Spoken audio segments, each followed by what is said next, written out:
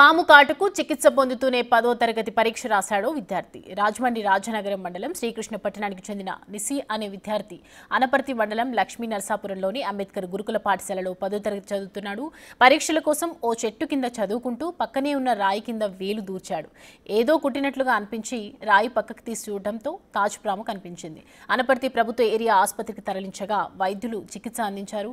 విద్యార్థి ఆరోగ్యం నిలకడగా ఉందని, ఎలాంటి ఆందోళన అవసరం లేదని వైద్యులు తెలిపారు. 3 రోజుల పాటు ఆసుపత్రిలో పరిశీలనలో ఉంచి డిశ్చార్జ్ చేస్తామని చెప్పారు. అయితే సోమవారం పరీక్షలు ప్రారంభం కావడంతో ఆసుపత్రి నుంచి ఉదయం నేరుగా పరీక్షా కేంద్రానికి వెళ్లి పరీక్ష రాశాడు.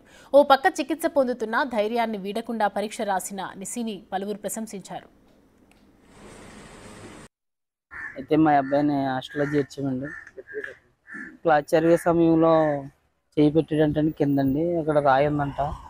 రాయి పక్కన ఉందంటే తోసుపోము కుర్రోడిని అనుకున్న సమయంలో కరిచిందండి. కత్తిలోకి ప్రిన్సిపల్ సార్ గారు అక్కడ ఉన్న స్టాఫ్ అంతా కూడా సార్లు అలర్ట్గా ఉండి సార్లు తీసుకెళ్ళండి, హాస్పిటల్ తీసుకెళ్ళండి, ట్రీట్మెంట్ చేయించారండి. నిన్న మొన్న కూడా ట్రీట్మెంట్ జరిగిందండి. ఈ రోజు అయితే ఎగ్జామ్స్ అని కావాలని తీసుకొచ్చారండి. సార్లు గవర్నమెంట్ డాక్టర్లు అయితే పంపించారండి. ఈరోజు అయితే అనుకూలంగా ఎగ్జామ్ రాసాడండి అబ్బాయి. మళ్ళీ ట్రీట్మెంట్ కోసం హాస్పిటల్కి తీసుకెళ్తున్నామండి.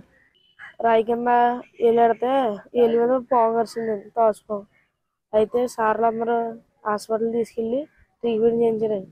మళ్ళీ ఈ రోజు నాడు వచ్చి ఎగ్జామ్ రాసి మళ్ళీ ట్రీట్మెంట్ తీసుకుంటే వెళ్తున్నాను.